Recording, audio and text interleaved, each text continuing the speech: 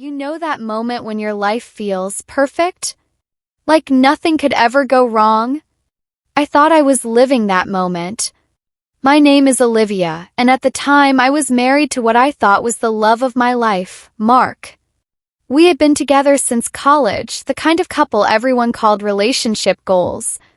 I never imagined that behind his warm smile and kind words, there was a storm brewing that would completely shatter my world. Let me take you back. I was 25 when I met Mark at a mutual friend's birthday party. He was tall, with dark hair that always looked a little messy and eyes that seemed to see right through me. You know that cliché love at first sight? Well, that's exactly what it was.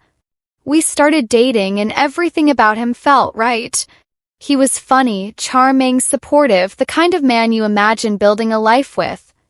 We moved in together after 2 years of dating and it felt natural, like it had always been meant to be.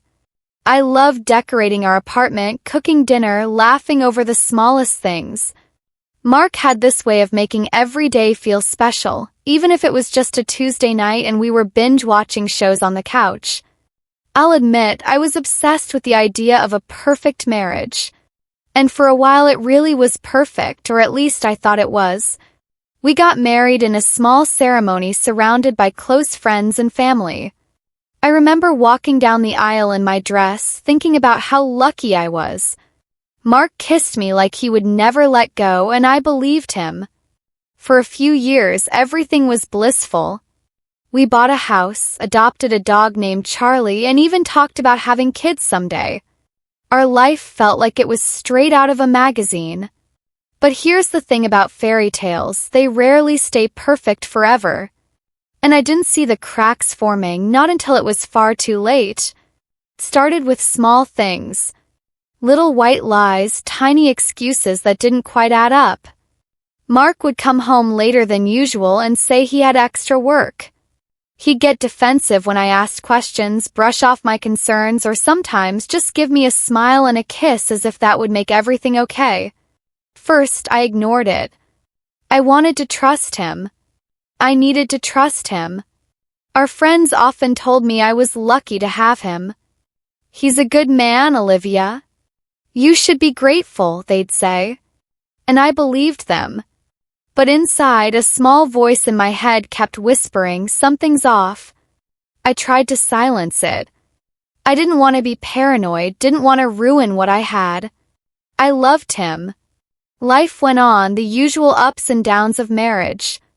We had disagreements, of course we did, but nothing seemed serious. I remember one night, Mark and I were sitting on the porch, sipping wine, talking about our dreams for the future. He held my hand and I could feel his heartbeat against mine. In that moment, I truly believed we were unbreakable. Then came the day that changed everything. It wasn't dramatic at first. Started with a letter, just a plain white envelope slipped under our front door while I was at work. I remember thinking it was strange, but I didn't pay much attention. When I got home, Mark wasn't there. I tore open the envelope and my hands froze. Inside was a notice, a legal document. He had filed for divorce. No warning. No conversation.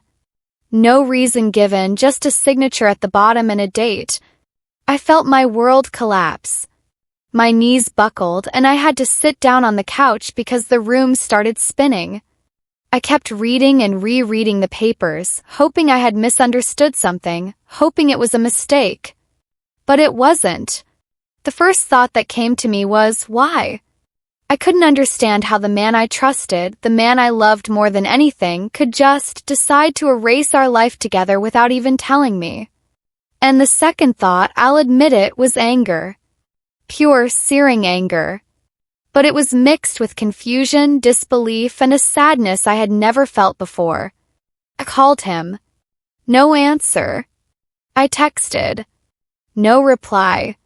I even showed up at his office, thinking maybe if I confronted him in person, he'd explain, he'd apologize, something. But he didn't. He acted like nothing was wrong. Like I didn't even exist. That was the moment I realized something had to be seriously wrong. something he was hiding from me. And deep down I knew it wasn't just a whim. He had a reason. A secret. Little did I know, uncovering that secret would lead me down a path I never imagined. Path filled with betrayal, heartbreak, and revenge. And believe me, what happened next completely blew my mind. But before I get there, I need you to understand who I was at that point. Because knowing the person I was helps you understand just how far I would go. I wasn't a weak, fragile woman. I had a career I loved, friends who supported me, and a stubborn streak that would not let anyone walk over me. I just never thought I would need that side of me for something like this. For the next few weeks, I tried to keep life normal. I went to work, hung out with friends, even smiled when I had to. But inside, the storm was building. Every time my phone buzzed, I hoped it was him explaining, apologizing, telling me it had all been a mistake. But it never was. And that's when the fear turned into suspicion, and suspicion turned into a burning need to find the truth. I had no idea that discovering what Mark had been hiding would turn my entire life upside down, and that the man I once loved so deeply would soon regret every single choice he had made. After receiving the divorce papers, I was in shock for days. I couldn't eat, I couldn't sleep, and I kept replaying every single memory with Mark in my head, searching for a clue I might have missed. How could the man I trusted more than anyone in the world just vanish from my life like that? I started digging. Call it intuition, call it desperation, but something inside me screamed that there was more to the story. And I was right. Began with his phone. I knew it was wrong, I knew I shouldn't invade his privacy, but at that point I didn't care. I needed answers. I waited until he left the house one morning, claiming he was running errands, and I found his phone hidden in the drawer. The screen was locked with a passcode, but after a few tries, I managed to unlock it using his favorite number combinations, things only someone who knew him intimately could guess. And then I saw it. Messages. Hundreds of them. Flirty texts, secret meetings, photos, proof that he had been seeing someone else for months. My heart stopped. Every detail, every sweet lie he had told me, it was all a lie. I remember dropping the phone and it hit the floor with a loud thunk. I fell to my knees, gasping for air. How could he do this? How could he betray me so completely? The woman's name was Rachel. She wasn't just someone he met at work or a fling from a party. She was everything he hid from me. Beautiful, cunning, and manipulative. Every weekend he worked late or went out with friends, he was with her. Every compliment he had ever given me suddenly felt hollow, like poison wrapped in sugar. I spent the next few days going through everything I could find, emails, messages, receipts, even social media interactions. Every breadcrumb led me further into the truth, and the more I uncovered, the angrier I became. He had not only lied to me, but he had been planning this for months, if not longer. And he thought I wouldn't notice. The worst part? The way he manipulated me. There were texts that made my stomach churn. Don't worry about her, she'll never suspect a thing. And the way he casually spoke about me in messages to Rachel, it was degrading, humiliating, and heartbreaking. I felt like I had been punched in the gut over and over again. I knew I had to confront him. But I didn't want to fight. I didn't want an argument. I wanted the truth, and I wanted him to feel the fear I felt. So I devised a plan. But first, I needed more evidence, something irrefutable. I started following him, discreetly documenting every move. His lies became so obvious once I was paying attention. The business lunches at fancy restaurants, the late nights at work, all carefully staged to hide the affair. One night, I followed him to a small, secluded apartment downtown. My heart pounded as I watched him unlock the door and slip inside. Through the window, I saw him kiss her. That's when reality hit me like a tidal wave. The man I loved, the man I thought would never hurt me, was completely gone. My life as I knew it was over. I felt a mixture of grief, anger, and disbelief that I had never experienced before. I drove home in a haze, barely noticing the traffic, my mind racing with one thought: he will pay for this. But I also knew I couldn't act recklessly. I had to be smart. I had to plan. The following weeks were a blur of research and preparation. I learned everything about Rachel, their secret hangouts, her family, her schedule. I even found out that she had a history of manipulating men and destroying marriages. Knowing this didn't make me feel better, it made me sharper. I realized that while they thought they were clever, they had no idea who they were dealing with. And then I stumbled upon something else, a shocking discovery that made my blood run cold. The Mark hadn't just been cheating, he had been siphoning money from our joint accounts, draining our savings under the guise of investments and bills. The betrayal wasn't just emotional, it was financial. Everything I had worked for, everything we had built together, he was quietly taking away. I remember sitting at the kitchen table that night, staring at the numbers on my laptop, feeling tears and rage mixed together. The man I trusted, the man I thought was my partner, had been living a double life in every sense of the word. And the worst part? He had no remorse. He thought he could walk away with everything, leaving me broken and powerless. That's when I realized I wasn't powerless. I may have been heartbroken, I may have been betrayed, but I still had control over one thing: how this story would end. I began documenting everything meticulously. Screenshots, videos, financial records, and even GPS logs from his phone.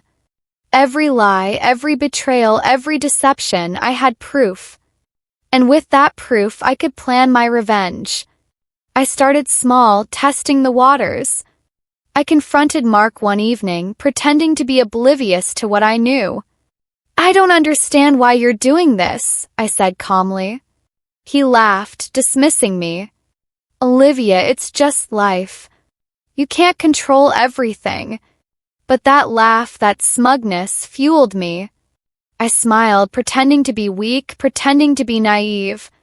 But inside, my mind was racing with plans that would make him regret every choice he had made. I couldn't rush it. Revenge required precision. And what I wanted most was not just to hurt him emotionally, but to make him feel the consequences of his betrayal in every possible way. Little did he know, the game had already begun. The days after I discovered Mark's affair and his financial betrayal were some of the darkest in my life. I couldn't eat. I couldn't sleep. Every time my phone buzzed, my stomach twisted with panic. And yet, there was a part of me that felt alive in a way I hadn't in years. That part was fueled by rage, by the burning realization that I had been deceived by the person I trusted most. I spent hours sitting alone in our living room, staring at the photos of us from happier times. Wedding pictures, vacations, our dog Charlie playing in the yard. Each memory now felt like a knife twisting in my chest. How had I not seen it sooner? How had I been so blind? Anger and grief mingled in a toxic cocktail that kept me awake at night. Sometimes I would pace the house, whispering to myself, "You think you can get away with this, Mark? You think I won't see through you? You're going to regret this." I knew I couldn't confront him directly, not yet. He was careless, arrogant, and I wanted him to feel the full weight of what he had done. Planning revenge became my obsession. I had evidence, yes, but I needed a strategy. This wasn't going to be a rash, emotional move. It had to be meticulous, precise, and unforgettable. I started by making a list. A list of everything he had taken from me, my trust, our savings, our future, our memories. Then I listed everything I could use against him. Emails, text messages, financial statements, secret meetings, receipts, photos. Each item on the list became a weapon in my arsenal. But revenge wasn't just about exposing him. It was about making him realize the depth of his betrayal, forcing him to feel the fear and helplessness he had inflicted on me. I needed him to understand that his choices had consequences, and that I would be the one delivering them. I started thinking about the ways I could dismantle his life without getting caught. Small moves first. I would hit him where it hurt the most. His reputation. I had already discovered his secret meetings with Rachel, and I knew people who could unknowingly confirm his lies. I began planting subtle seeds, hints, rumors, innocuous comments to mutual friends, nothing direct, just enough to make him nervous, paranoid. But I didn't stop there. I started preparing for more personal strikes. I wanted him to lose what he valued most, his sense of control. Every financial move I planned would corner him, every social maneuver would expose his duplicity. I created fake emails, fabricated evidence of his indiscretions, and carefully tracked his interactions with colleagues, friends, and even family. Every detail mattered. All the while, I kept up appearances. Friends and coworkers saw me smile, even laugh, but inside I was plotting with laser focus. Mark thought I was oblivious, thought I was weak, thought I would crumble, and that arrogance would be his downfall. I also began documenting my emotional journey. I kept a journal, writing every thought, every suspicion, every piece of evidence I uncovered. It was therapeutic in a way, and it also helped me organize my plan. Every entry reminded me of what he had done and why he deserved justice. There were nights when I broke down completely, cried until my eyes were swollen, screamed into pillows, and even considered giving up. But each time, the thought of him walking away unscathed fueled me to keep going. I couldn't allow him to win. Not after everything he had done. The deeper I went, the more I realized how calculating I had become. This wasn't just about anger anymore, it was about strategy. I started studying him, his habits, his weaknesses, the way he interacted with people. I noticed patterns. When he lied, he avoided eye contact. When he was nervous, he fidgeted. When he thought he was in control, he underestimated me. And that last part, that was my advantage. I began planning multiple ways to strike. Each move was carefully timed, designed to maximize impact. I would start by hitting him emotionally, subtly undermining his relationships. Then I would hit him financially, exposing the theft and manipulation he had committed. Finally, I would orchestrate a public revelation, a moment where he would be humiliated, powerless, and forced to confront the consequences of his actions. I even thought about Rachel. She had been his accomplice, whether knowingly or not. Part of me wanted her to feel the weight of her involvement, to understand the destruction she had caused. But I also knew I had to be smart. The more calculated my moves, the less chance of backlash.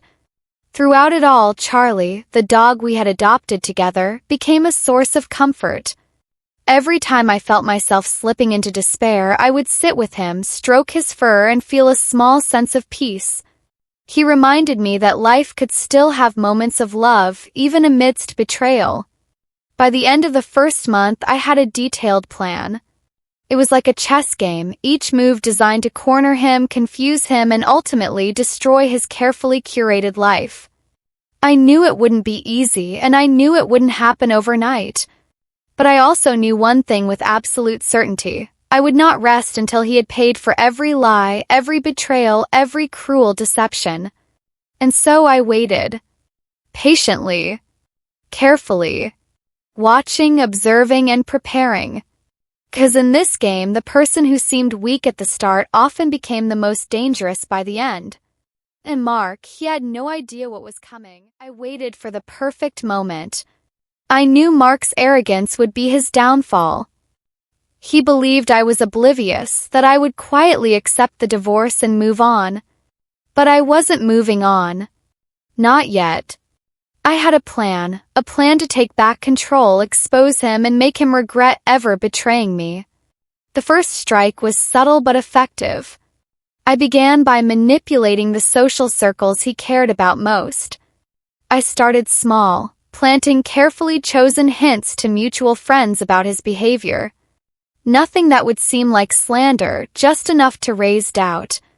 I heard Mark's been acting strangely at work lately. People are talking, I would say.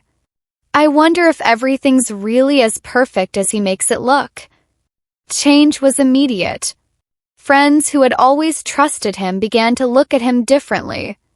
Their subtle glances, the hesitations in conversations, the unspoken questions, all of it fueled my plan. Mark started to notice tension around him, though he couldn't figure out why. His first misstep was arrogance. He thought it was coincidence, not realizing I was orchestrating every detail. Next, I moved to the financial front. I had discovered the extent of his deception, the way he had been draining our joint accounts under false pretenses. I contacted our bank, presented evidence of fraud, and froze the accounts temporarily. Panic in his eyes when he realized he couldn't access the funds was delicious. Mark, the man who always seemed in control, was suddenly powerless. I didn't stop there. I dug deeper into his professional life. Mark had been lying to his colleagues and clients, portraying a perfect image while secretly undermining relationships and taking shortcuts. I began sharing carefully curated anonymous tips to his business partners, exposing inconsistencies in his work and creating doubt about his reliability. Emails, receipts, schedules, I provided subtle proof that painted him in a suspicious light. Slowly, his reputation began to unravel. The emotional hits were next.